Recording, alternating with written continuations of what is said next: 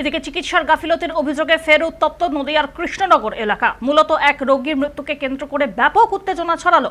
অভিযোগ ওঠে নদিয়ার কৃষ্ণনগরের কোতোয়ালি থানার অন্তর্গত আরোগ্য নার্সিং হোম নামক একটি চিকিৎসা কেন্দ্রে গাফিলতি হয়েছে এবং তার জন্য মৃতার পরিবারের অভিযোগ সোমবার রাত্রিবেলায় 10টা নাগাদ টোটোর সঙ্গে একটি 4 চাকা প্রাইভেট গাড়ির অ্যাক্সিডেন্ট হয়।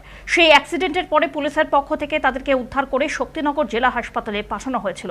এই ঘটনায় একজনের পা ভেঙে গিয়েছিল এবং অপারেশন পরিষেবা ঠিকভাবে না চালু হওয়ায় নার্সিং হোমের পক্ষ থেকে আরোগ্য নার্সিং হোমে ভর্তি করা হয়। তারপরে ভুল চিকিৎসায় মৃত্যু হয় ওই মহিলার।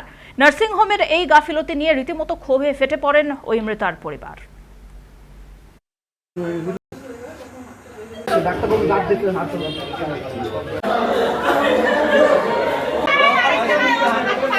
আরে পায়ে ভাঙা লোক মারা যেতে পারে?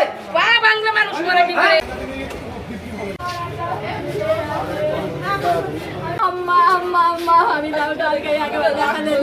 টোটো অ্যাক্সিডেন্ট সেটা সোমবার দিন হয়েছিল, 7 তারিখ রাত 9:30 10টা আর 10টা থেকে 9টার সময় এই টাইমটায় ওরা একটা জায়গা থেকে মানে গিয়েছিল, সেখান থেকে টোটো করে কালেক্টর থেকে টোটো করে বাড়ির দিকে যাচ্ছিল, মানে নবদ্বীপ ঘাট রোড ধরে উল্টো দিক থেকে, মানে ঘাট থেকে আসা একটা 4 চাকা পুলিশ ধরা করেছিল।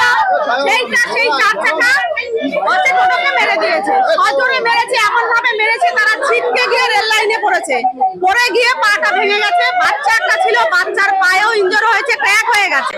আর যে ভদ্রমহিলা ছিল, মানে যিনি মারা গেছে তার মা ছিল, তারও মাথায় পায়ে লেগেছে। এই অবস্থায় পুলিশ ধরে নিয়ে পুলিশের গাড়িতে করে নিয়ে শক্তিনগরে নিয়ে গেছে।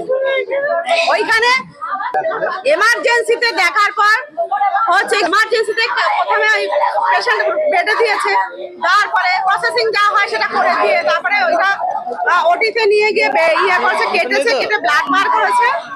ছবি টবি করার পরে বলেছে যে এইখানে দুটো যা কন্ডিশন, একটা অপারেশন এখানে হবে আর একটা অপারেশন এখানে হবে না আপনাদের, কারণ এখানে হবে না, ব্যবস্থাপনা নাই, হবে না।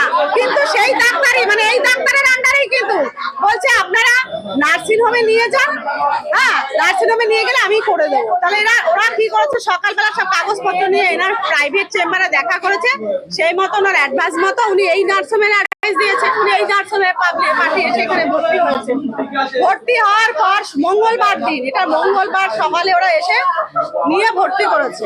ভর্তি করার পর তারপরে যথারীতি যে রাতে ভর্তি হয়েছে, ভর্তি হওয়ার পর ভালোই ছিল। প্রথম ভর্তিটা সেটা হাঁটুর নিচে হয়েছে, যে হাতটা ভেঙেছে ওই অপারেশনটা হয়েছে। যে বুধবার মাঝে গেল, পেশেন্টের কন্ডিশন ছিল ভালোই ছিল, কোনো